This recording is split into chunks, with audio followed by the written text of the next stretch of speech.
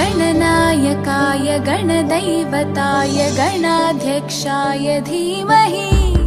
गुणशरीराय गुणमण्डिताय गुणेशानाय धीमहि गुणातीताय गुणाधीशाय गुणप्रविष्टाय धीमहि एकदन्ताय वक्रतुण्डाय गौरीतनयाय धीमहि